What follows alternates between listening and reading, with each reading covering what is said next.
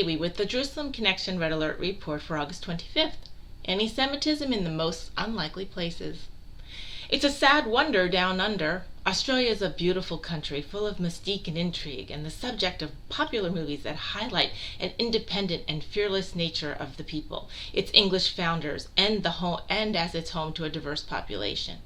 Once a penal colony and with its own disturbed history dealing with aboriginal populations, we in the Northern Hemisphere often think of Australians as friendly, open-minded, and sympathetic to the cause of the downtrodden, while they are also full of hope and resilience. And this is mostly true. But the sad news recently revealed within the Queensland region of Australia, a part of the British Commonwealth where a large percentage of the Australian population reside, anti-Semitism is not just alive and well, it is growing exponentially. Some 60% of Jews in Australia's Queensland area have reported experiencing anti-Semitism, this according to jns.org.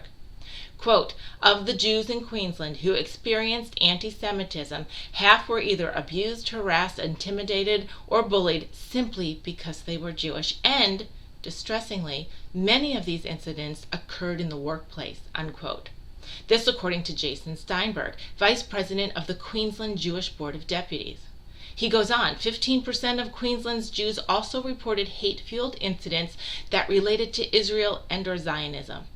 And we have also seen an increase in activity by white supremacists, neo-Nazis, and other far-right extremist groups, whose members seem to act with impunity, as well as anti-Israel activists targeting local Jews, unquote. Anti-Semitism is not solely a far-right or far-left issue. It is a global issue, and it manifests in any ideology that is extremist and void of morality, ethics, and truth and justice. Recent publications examining the topic of anti-Semitism, for which the last century has been mostly identified as with extreme right-wing groups, Nazi groups, etc., in Europe and America, the far left is also completely participatory. Keep in mind that while Russia may have been a U.S. ally in World War II, it already was deeply engaged in pogroms, creating ghettos, and scapegoating Jewish people and communities for decades, if not centuries.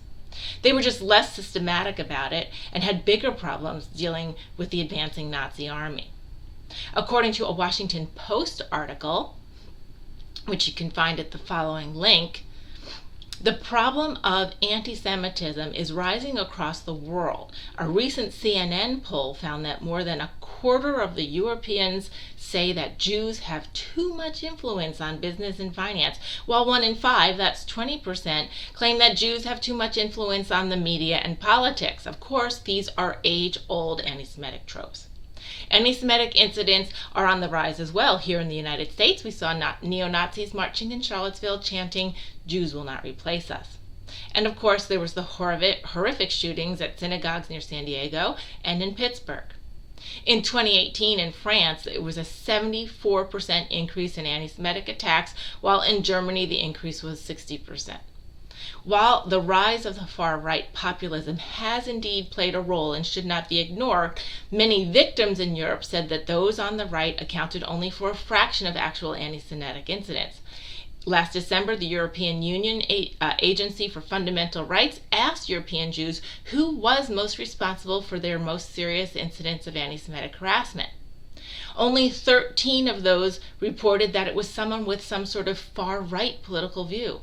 30% said it was actually extremist Muslims who were the perpetrators, and 21% said it had something to do with someone with left-wing views. The fact is, anti-Semitism is a growing problem on the left. In Britain this year, 3 members of the Labour Party resigned after accusing the party and its leader, Jeremy Corbyn, of being who's now the former Labour General Secretary, as being, quote, institutionally anti-Semitic. In Washington, congressional Democrats we have witnessed have struggled to confront anti-Semitism within their own ranks, specifically the members of the Squad. The rise of left-wing anti-Semitism is not surprising, according to experts. Quote, do not forget that the Nazi Party in Germany was a party of the workers. We are many times thinking about the Nazis as far right. They were also very deeply speaking to the left, using some leftist language, unquote. In the so-called civilized and advanced first world nations of the West, anti-Semitism is on the rise in all corners. And I argue that the flood elevating it from the left is far more dangerous because it creeps into our society as accepted. It's accepted by academia, the social media platforms, the mainstream media, and even political leaders. Arguably, everyone will distance themselves from anti-Semitic Nazis, neo-Nazis, etc., and even anti-Semitic Republicans. The same does not go for the leftists, regardless of how far or not so far left they are labeled. Anti-Semitism in the form of disguised activism for some cause or people, well, it's dangerous. And it has led to a New York City event called Globalize the Intifada, which had the full support of many academics and social media platforms. We are going to examine that event next week. Our responsibility is to identify, expose, and condemn anti-Semitism no matter where it rears its ugly head, and to support and encourage the Jewish people and Zionists, our brothers and sisters worldwide and in Israel. Shavua Tov, and have a great week.